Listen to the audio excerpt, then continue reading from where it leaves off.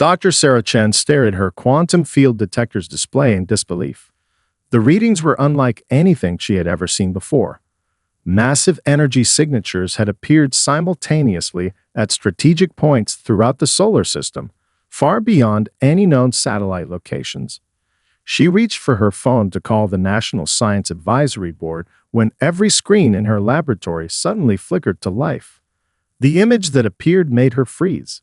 A being that could only be described as alien sat at what appeared to be a formal desk. Its iridescent scales shimmered under bright lights, and multiple pairs of eyes blinked independently as it began to speak in perfectly accented English. "People of Earth, I am Speaker Zelax of the Galactic Council. After extensive observation and debate, we have reached a decision regarding your world's status."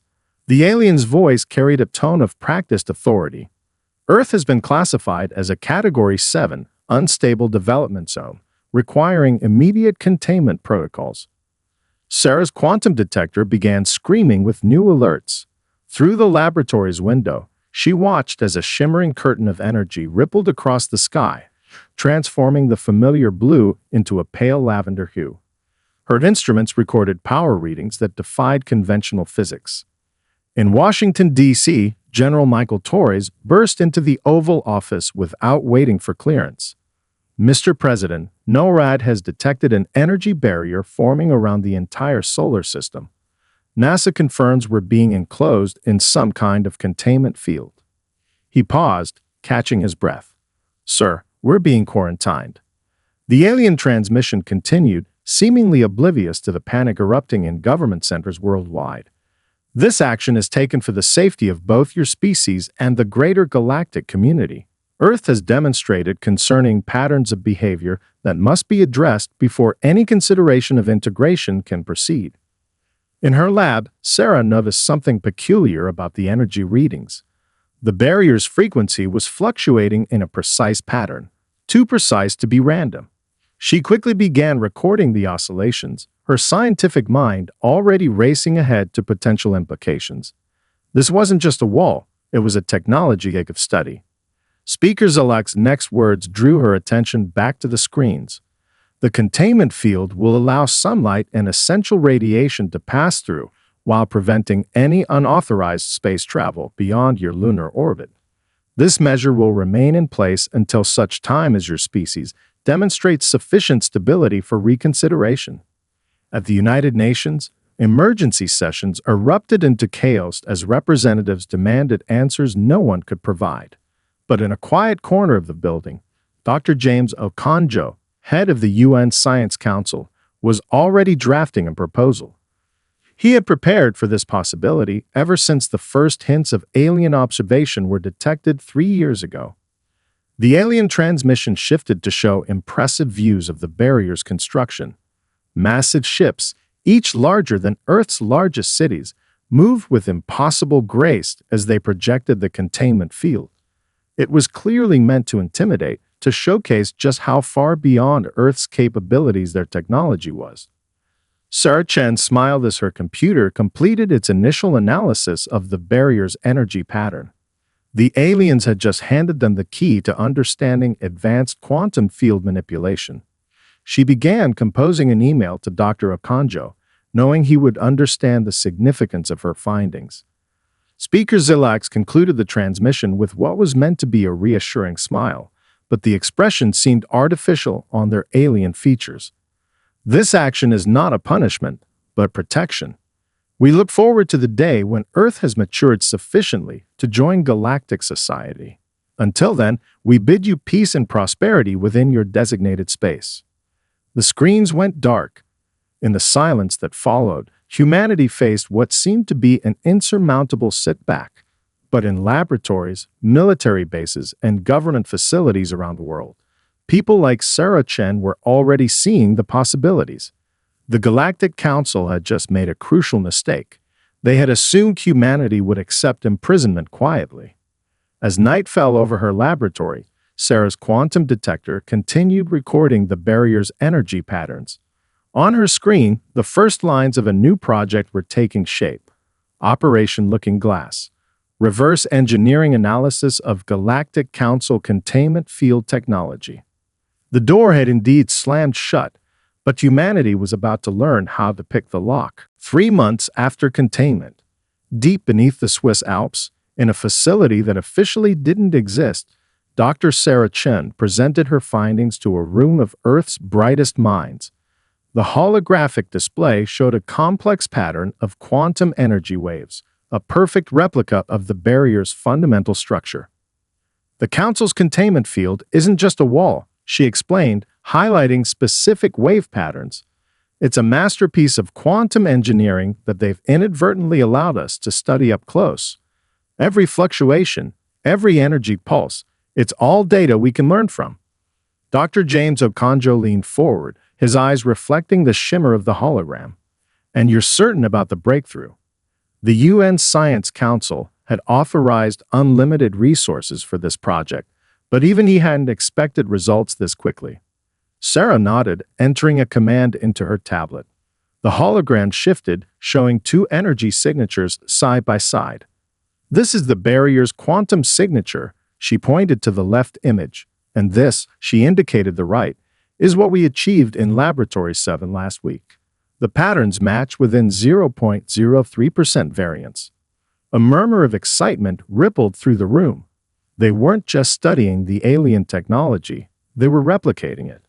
Meanwhile, in the Galactic Council's monitoring station, Senior Observer Crix filed another routine report on Earth's activities. The scans showed what they expected: scattered technological development, mostly focused on internal infrastructure. Nothing that suggested any understanding of advanced physics. Crix noted with satisfaction that the containment program was proceeding exactly as planned. What the Council's scans couldn't detect was the network of quantum-shielded facilities spreading beneath Earth's surface. The barrier's own energy signature provided the perfect camouflage for humanity's advancing technology. In an underground complex beneath Tokyo, engineers worked on miniaturizing the quantum field technology. The Phoenix project had already succeeded in creating personal quantum shields the size of a wristwatch. Project leader Dr. Yuki Tanaka watched as her team tested the latest prototype, a device that could potentially allow a human to pass through the Council's barrier undetected. "The Council gave us exactly what we needed," she wrote in her project log. "Their barrier is teaching us more about quantum mechanics than we could have learned in a century of normal research." Across the globe, similar breakthroughs were happening in other fields. The study of the barrier had revolutionized our understanding of energy manipulation, gravity control, and faster-than-light communications. Humanity's greatest minds worked together with unprecedented cooperation, united by a common goal. In orbit around Mars, hidden from Council scans by the planet's natural magnetic field, the first human quantum ship took shape. Its design incorporated everything learned from studying the barrier, improved upon by human innovation. Engineers had already nicknamed it Prometheus, the one who would steal fire from the gods. Back in Switzerland, Sarah Chen reviewed the latest progress reports from worldwide research teams. The holographic display in her office showed a real-time map of human advancement, each point of light representing another breakthrough. The Council's containment had intended to isolate and limit humanity. Instead, it had given them a focus, a challenge that united the entire species. "Status report for the UN Science Council, Month 3, she recorded. "Quantum field replication is now at 99.97% accuracy. Personal shielding technology has passed initial trials. The Mars facility reports Phase 1 of Project Prometheus is ahead of schedule." She paused, allowing herself a small smile. Most importantly, all activities remain undetected by Council monitoring systems. In high orbit, Council observation satellites continued their regular scans, their sophisticated sensors fooled by the very technology they were monitoring. Their reports painted a picture of a contained civilization, slowly developing along expected lines. They never noticed the quantum ripples that signaled human ships testing their engines in Mars' shadow. They didn't detect the network of quantum communication signals bouncing between hidden facilities, and they certainly didn't realize that humans had already learned to manipulate quantum fields more precisely than the Council's own engineers.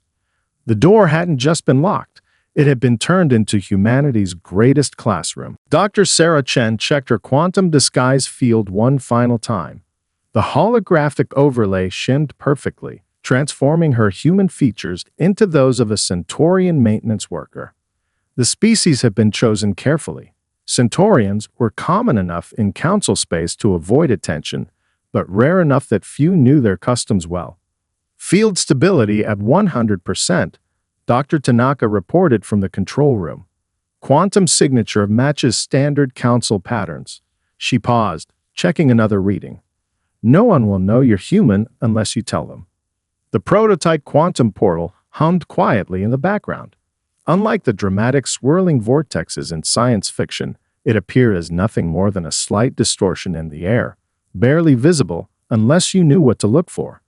Their first successful test had transported a probe directly through the Council's barrier to a predetermined location on one of their worlds. Sarah took a deep breath. Mission parameters confirmed. Primary objective: infiltrate the central archives as maintenance staff.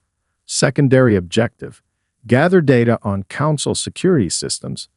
She straightened her maintenance uniform, specially designed to incorporate backup quantum field generators. Beginning Operation Starbridge. She stepped through the portal. There was a momentary sensation of floating, then her feet touched solid ground in a maintenance corridor of the central archives on Proxima Prime, the Council's administrative hub. The air smelled different, slightly metallic, with unfamiliar environmental controls cycling quietly in the background. A Valaxian supervisor barely glanced at her credentials before waving her through.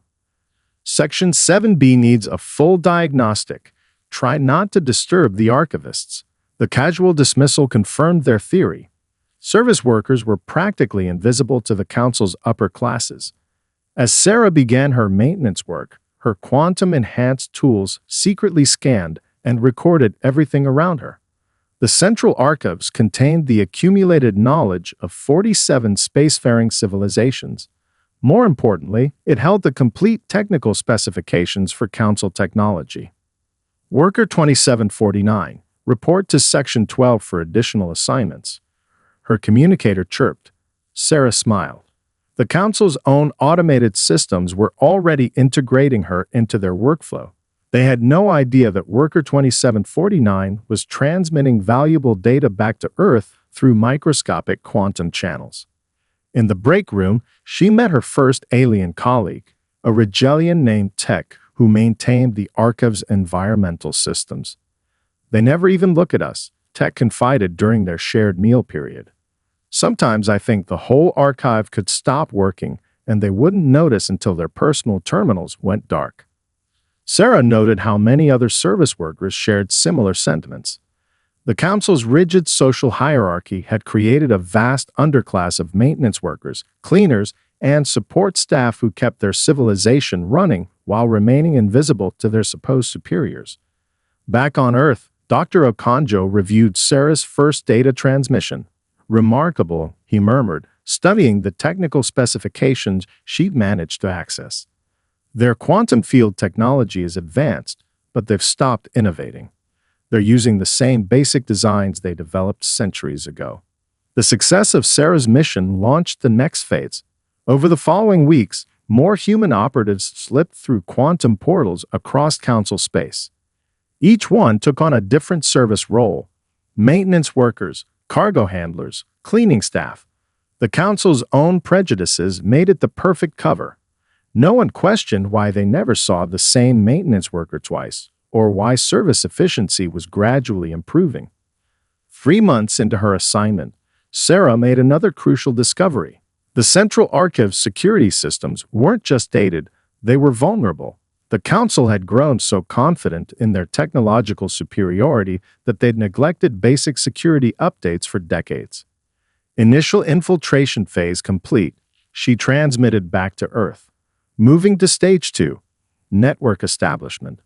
She attached a comprehensive analysis of Council's security weaknesses, along with a list of potential allies among the service worker population. Dr. Tanaka received the transmission in her quantum lab. They thought they were locking us in, she said to her team, reviewing Sarah's findings. Instead, they gave us the keys to their entire civilization. The first steps beyond Earth's barrier had been taken. Now it was time to walk through the doors that no one thought humanity could even see. 6 months into Operation Starbridge. In the crowded maintenance tunnels beneath the Council's Grand Assembly, Sarah Chen shared a meal with workers from 12 different species. Her quantum disguise had become so familiar that she sometimes forgot she was wearing it. The gathering looked like nothing more than a routine break period, but it was much more. The transport systems on Level 3 have been optimized, reported Tech, the Regellian engineer who had become one of their strongest allies. Efficiency is up 40%, and the Council members haven't noticed anything except that they're getting to their meetings faster. A Delphian cargo master named Vrana clicked her mandibles in amusement. It's the same in the shipping yards. We've upgraded half the automated systems, and all they know is that their precious shipments are arriving ahead of schedule. Sarah nodded, her holographic Centaurian features mimicking the gesture perfectly. What looked like a simple maintenance tablet on the table between them was actually transmitting their conversation through quantum channels to similar gatherings across Council space. Humanity's network had grown far beyond their initial expectations. In a spaceport on the commerce world of Vega Prime, human operative Marcus Wong, disguised as a Proximan dock worker, orchestrated another routine maintenance upgrade. The new scheduling system he installed did more than just improve efficiency. It created secure routes for their allies to move freely between worlds. The Council's greatest weakness, he reported back to Earth, isn't their technology. It's their complete inability to imagine that anyone they consider beneath them could be capable of outsmarting them. Dr. Okonjo reviewed the latest reports in the Swiss facility's command center. Hundreds of quantum channels carried information from human operatives across Council space. The holographic display showed their network spreading like a web between the stars, each point of light representing another connection, another ally, another step toward their goal. They created a hierarchy, he mused, but forgot that every hierarchy rests on its foundation. The service workers, maintenance crews, and support staff that the Council ignored had become humanity's greatest asset. Back in the assembly maintenance tunnels, Sarah introduced a new ally to their group. Cax was a young Valaxian archivist, the first of their upper-tier contacts. "I've seen the changes," Cax explained, their crystalline features catching the light. "The improvements in our systems, the way things work better for everyone, not just the Council elite. I want to help." The human network had begun attracting sympathizers from within the Council's own ranks. Those who noticed the positive changes and tracked them to their source found themselves drawn to the promise of a more equitable galaxy. On the industrial world of Nexus II, human operative Dr. Yuki Tanaka, disguised as a Meridian Systems analyst, completed another routine upgrade to the planet's production facilities. The new systems didn't just improve efficiency. They redistributed resources more fairly, ensuring that worker species receive their fair share of the benefits. "The change has to come from within," she transmitted to Earth. "We're not just building a network, we're showing them a better way to run their society." Sarah's quantum tablet lit up with the priority message from Earth. The next phase was ready to begin. She looked around at her alien colleagues who had become true friends over the months of working together. "How would you like to learn some new maintenance techniques?" she asked, using their code phrase for sharing advanced technology. The response was immediate and enthusiastic. The Council had hoarded knowledge for centuries, keeping their subject species dependent and technologically limited. Now, through the guise of simple system upgrades and maintenance improvements, humanity was quietly sharing that knowledge.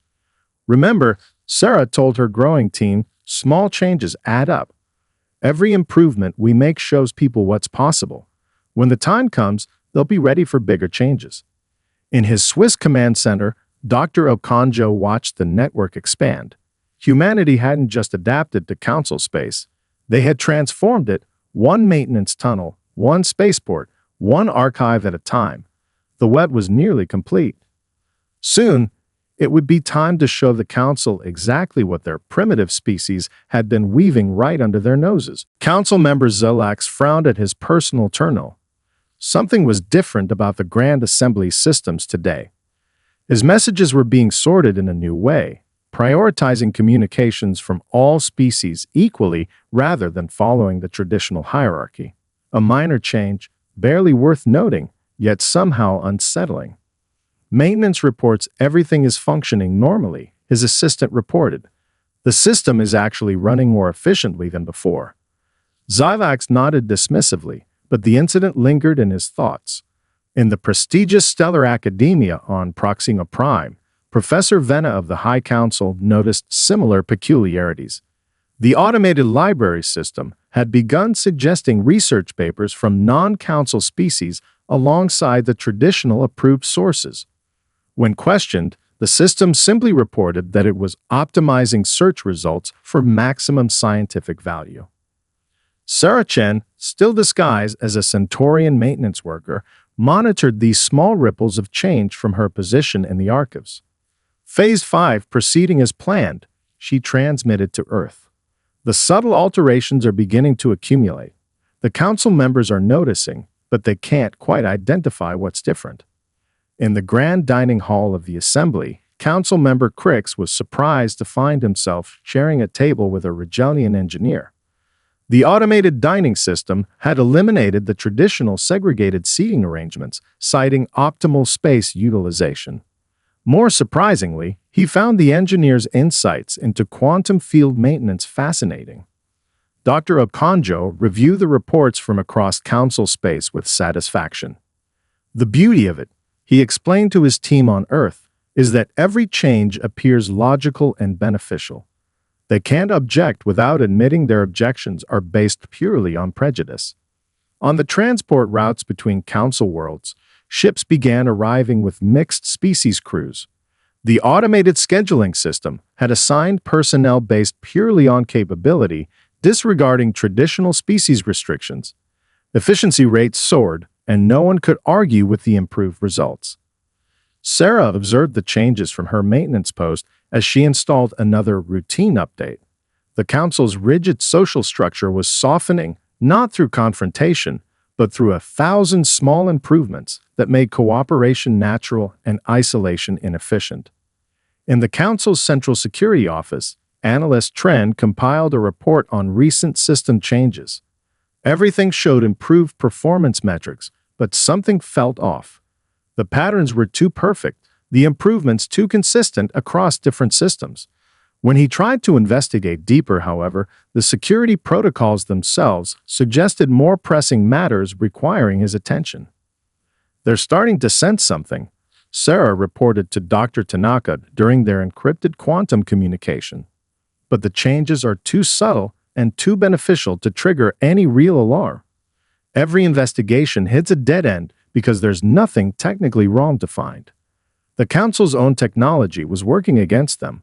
Environmental controls now maintain optimal conditions for all species, not just Council members. Translation systems had eliminated hierarchical language patterns, replacing them with neutral terms. Security systems protected everyone equally, no longer prioritizing Council members over others.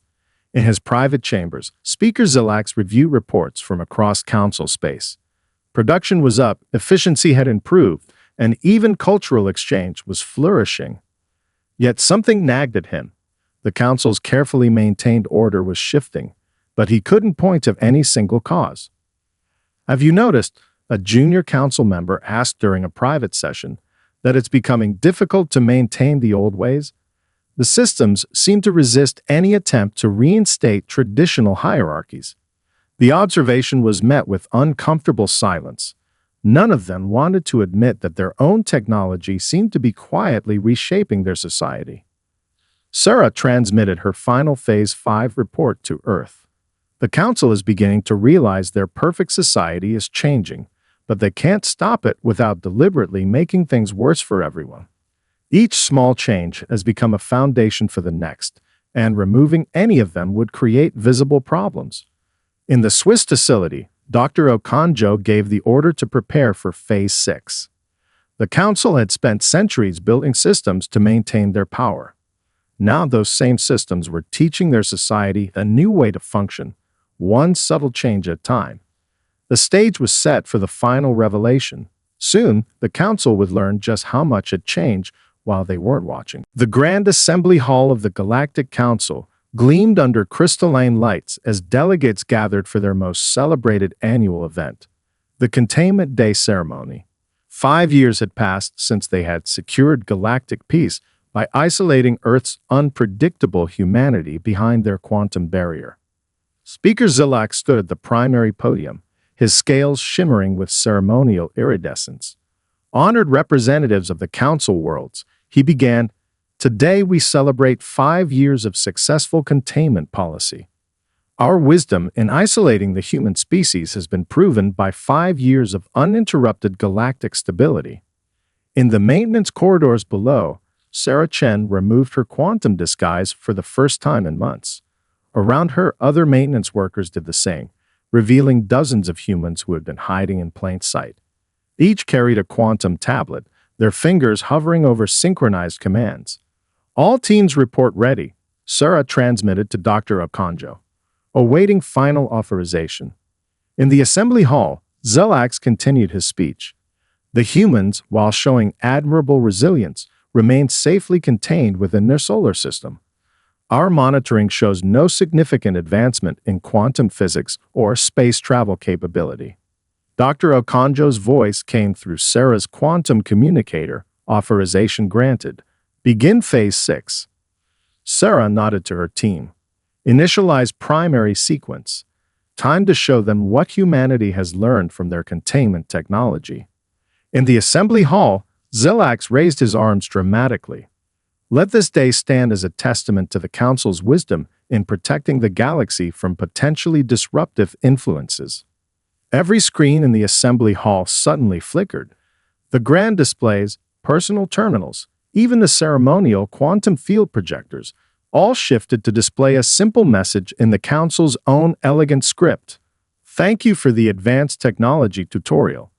Your quantum barrier made an excellent teaching tool." Confusion rippled through the assembly. Zilak stared at the message, his multiple eyes blinking in bewilderment. "Security. Trace this intrusion immediately." A new message appeared. "No need to trace us. We're already here. We've been here all along." The assembly erupted into chaos as maintenance doors slid open around the hall. Figures emerged, not the usual maintenance workers, but humans, each deactivating their quantum disguises as they stepped forward. Sarah Chen led them, walking calmly to the center of the hall. "Impossible," Zilak sputtered. "The barrier is impenetrable. Our containment field taught us everything we needed to know about quantum physics," Sarah completed his sentence. "When you surround a curious species with advanced technology, don't be surprised if they learn how to use it." On every screen, data began scrolling. Maintenance logs, security updates, system optimizations. 5 years of carefully documented changes, all traced back to their source. The Council members watched in growing horror as they realized the full scope of human infiltration. "Your barrier wasn't a prison," Sarah explained, her voice carrying through the stunned silence. "It was the most advanced physics laboratory humanity could have asked for. We learned, we adapted, and then we improved upon your designs." From his position near the podium, Crix, the security coordinator, finally understood why all those system investigations had led nowhere. The maintenance upgrades, the efficiency improvements, it was all you. Sarah smiled. "We didn't break anything. We just made everything work better. Your own systems accepted our changes because they were genuine improvements. The only thing we disrupted was artificial hierarchy." The assembly's quantum field projectors hummed to life, creating a holographic display of Council space. Thousands of points of light illuminated, showing the full extent of human presence throughout their society.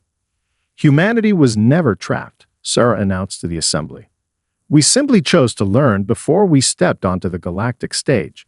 And now, thanks to your containment policy, we understand your technology better than you do. Zalax gripped his podium. What? What do you want? The same thing we've wanted since we began exploring space, Sarah replied. A chance to be part of something greater, but not as subordinates, as equals. Your containment field taught us how to walk among the stars. Now let's discuss how we can walk together. The Containment Day ceremony had indeed made history, just not in the way the Council had planned. The first hour after humanity's revelation passed in a blur of accusations and demands. Council security forces attempted to enter the assembly hall, only to find their weapon systems mysteriously offline. Emergency protocols failed to activate. Even personal communication devices refused to connect to anything except the main assembly broadcast. Sarah Chen stood calmly in the center of the chaos, her quantum tablet displaying a sophisticated network of energy fields throughout the building. Please understand, she addressed the agitated council members, we could have disrupted your society at any time. Instead, we chose to improve it. Council member Crix, whose security systems had been thoroughly compromised, found his voice first. You infiltrated our most secure facilities, manipulated our technology, rewrote our systems, and made them work better. Dr. James Okonjo's voice came through the assembly speakers as his hologram materialized beside Sarah. Check your efficiency reports. Review your productivity metrics. Everything we changed improved life for everyone, not just the council elite. Above them, the grand display showed statistics from across council space. Production was at an all-time high. Transportation accidents had dropped to near zero. Even cultural exchange programs, previously limited by strict hierarchical rules, were flourishing. Speaker Zalax, still trying to maintain some semblance of control, rose from his seat. You expect us to believe you did all this to help us? Humans are known for their aggressive tendencies. No, Sarah replied, her expression serious. We did this because isolation and hierarchy are failing your society. The species you consider beneath you are the ones who keep your civilization running. We just gave them the tools to do it better. From the gallery, Tech the Regellian engineer stepped forward. Everything they say is true. I've worked with them for months. They never once used their knowledge to harm or control, only to improve and unite. More voices joined in, maintenance workers, cargo handlers, service staff from dozens of species. The council members looked around in growing disbelief as they realized how many of their loyal workers had been part of humanity's network. Perhaps a demonstration is in order, Sarah suggested. With a gesture on her tablet, she activated a quantum field visible to all. It was identical to the containment barrier around Earth, but miniaturized and perfectly controlled. Your barrier technology was impressive but rigid. We learned to make it flexible, responsive, adaptable. The field transformed, shifting through complex patterns that the Council's best scientists had thought impossible. More importantly, she continued, we learned to share our knowledge. Everyone you see here understands these principles now. They can teach others. Dr. Okonjo's hologram walked through the assembly hall, pointing out specific improvements. Your quantum networks now operate at twice their previous efficiency. Your transportation systems are safer and faster. Your archives are more accessible and better protected than ever before. A junior council member, one of the younger generation, spoke up. All those system changes, they weren't just improvements, were they? They were preparing us for this moment. Yes, Sarah confirmed. By experiencing the benefits of cooperation and equality, your society has already begun adapting to a new way of thinking. We didn't force change. We demonstrated why change was necessary. Zylax slumped in his chair, finally understanding the full scope of humanity's strategy. You could have used this knowledge to dominate us. Instead, you used it to teach us. Exactly, Sarah smiled. Earth was never seeking revenge. We wanted to show you a better way forward. One where technology serves everyone, not just the elite. Where knowledge is shared, not hoarded. where different species work together as equals. She gestured again, and the quantum field expanded to encompass the entire assembly hall. This is your choice now. Continue with the old system of hierarchy and isolation, or join us in building something better. Either way, humanity will no longer be contained. The assembly hall fell silent as the council faced its moment of decision. The old order had already changed more than they'd realized. The only question was whether they would embrace that change or resist it. 1 month after the revelation, the Grand Assembly Hall had changed. Where once only council members occupied the central floor, now representatives from all spacefaring species sat together. The rigid hierarchical seating had been replaced by a circular arrangement that emphasized equality and cooperation. Sarah Chen stood at the newly designed speaker's platform, no longer disguised as a maintenance worker. Behind her, a holographic display showed the deactivation sequence for Earth's containment barrier. The last remnants of the old system are being dismantled, she announced, but its energy will not be wasted.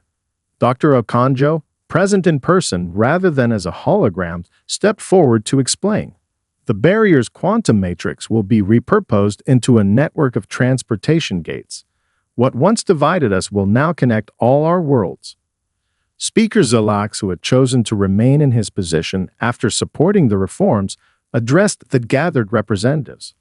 When we thought we were containing humanity, they were actually showing us our own potential. Our attempt to isolate them became the catalyst for our greatest advancement. The first transportation gate activated above Earth, transforming the shimmering barrier into a stable portal. Similar gates began appearing throughout council space, creating an interconnected network that made travel between worlds easier than ever before. Tech, now chief engineer of the new exchange program, demonstrated the system's capabilities. Anyone can use these gates, he explained. The technology that once enforced separation now enables unity.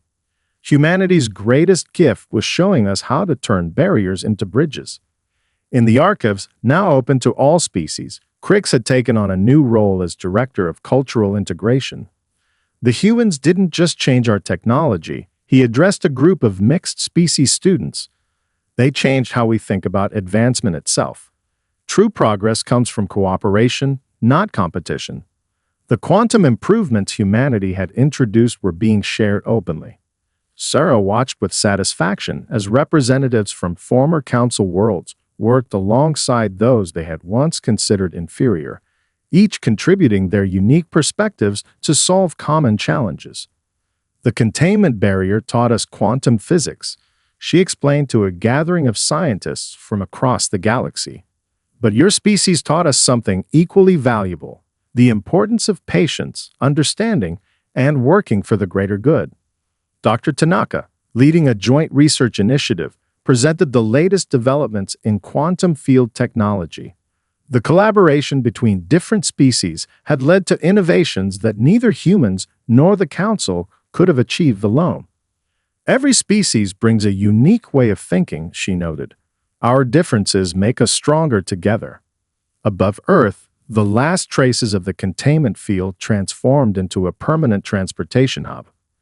Ships from across the galaxy moved freely through the gates, carrying not just goods but ideas, culture, and cooperation.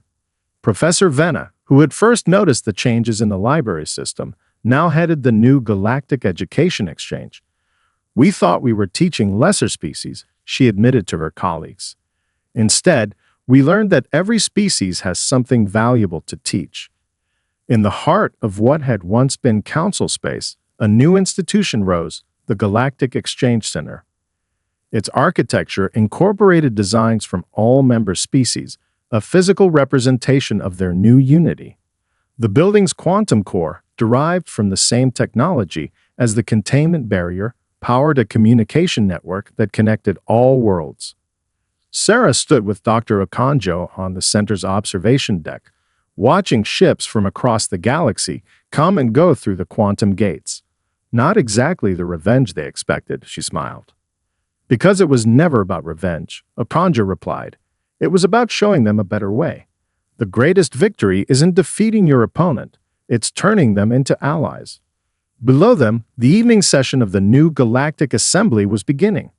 Representatives from all species gathered to discuss joint projects, share discoveries, and plan their common future. The rigid hierarchy of the past had been replaced by something far more powerful: genuine cooperation. The containment barrier, meant to be humanity's prison, had instead become everyone's gateway to a better future.